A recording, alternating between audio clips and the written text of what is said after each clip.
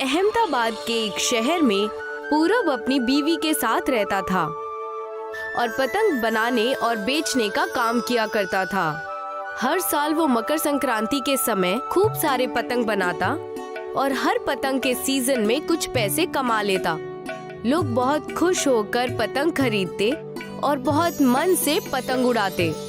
लेकिन धीरे धीरे कई और पतंग वालों ने अपना कारोबार वहीं चालू कर दिया और वो सस्ते और प्लास्टिक के पतंग और मांझा बेचने लगे। ये दूसरे लोगों के पतंग के कारोबार से हमारा बहुत नुकसान हो रहा है। लगता है अब पतंग का कारखाना बंद करके हमें कुछ और ही करना होगा। क्या आप भी? अभी धंधा मंदा चल रहा है। इसका ये मतलब नहीं कि हम अच्छे व्यापारी नहीं हैं। वक्त के साथ सब ठीक हो जाएगा।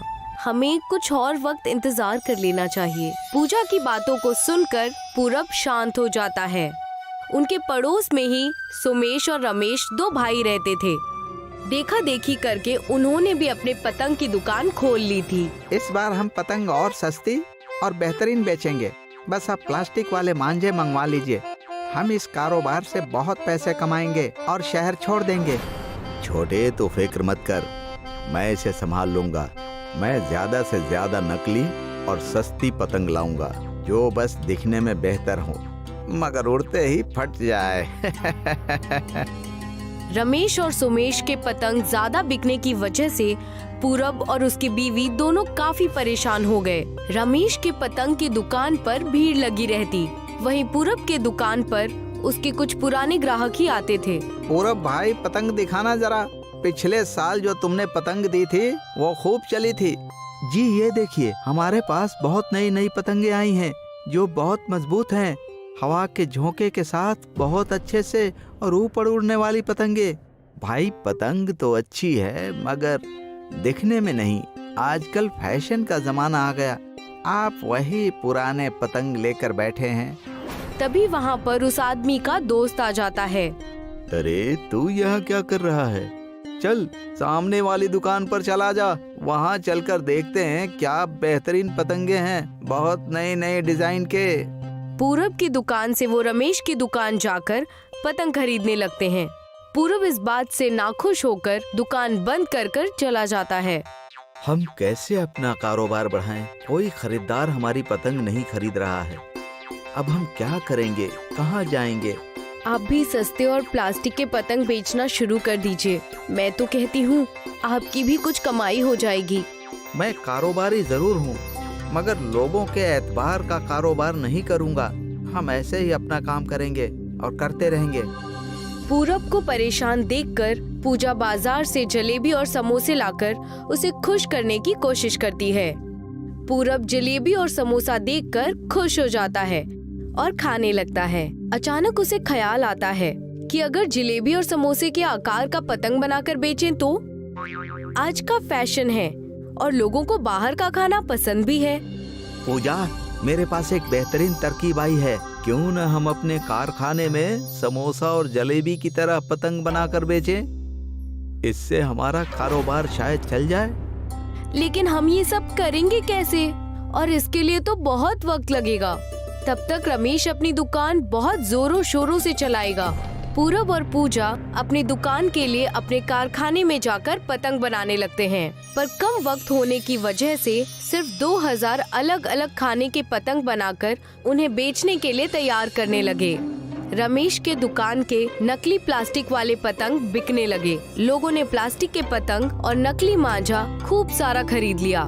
दूसरी तरफ पूरब ने 2000 पतंग बनाए थे और सारे जलेबी, समोसा, फाफड़ा, ढोकला और कई प्रकार के खाने के आकार के थे। वहीं रमेश के प्लास्टिक के नकली पतंग और मांझे बिक गए थे। आज अच्छी आमदनी हुई है। ऐसा ही चलता रहा तो हम इस शहर के सबसे महंगे और अमीर पतंग वाले बन जाएंगे। मजा आएगा। पतंग बेचने के मामले में हमारे आसपास भी कोई नहीं है। फैशन के नाम पर हमने बहुत नकली मांझे और पतंग बेचे हैं। लेकिन नकली मांझों और पतंग से लोगों के हाथ कटने लगे और हाथों पर कलर लगने लगे। लोगों की उंगलियों पर घाव होने लगा। इसी के चलते लोग शिकायत लेकर रमेश की दुकान पर पहुंचे। कई सारे लोग वहां पर एक ही समस्या लेकर आए और रमेश की दुकान के सामने हंगामा करना शुरू कर दिया। कहाँ वे? बाहर आ। ये कैसा नकली सामान बेचता है? इस चीज की भरपाई करो वरना तुम्हारा जीना मुश्किल कर देंगे। सही कहा तुमने। तुम दोनों भाइयों का इस शहर में रहना मुश्किल हो जाएगा। नकली सामान बेचकर तुमने लोगों को बेवकूफ बनाया है।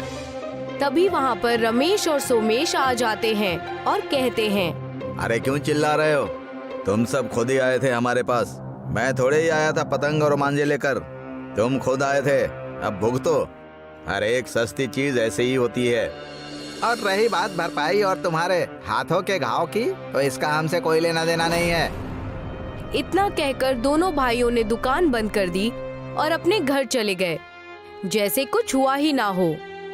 लोग दुखी होकर अपने घर जाने ही वाले थे कि पूरब और पूजा ने तरह तरह के पकवान के आकार वाले पतंग की दुकान खोल दी।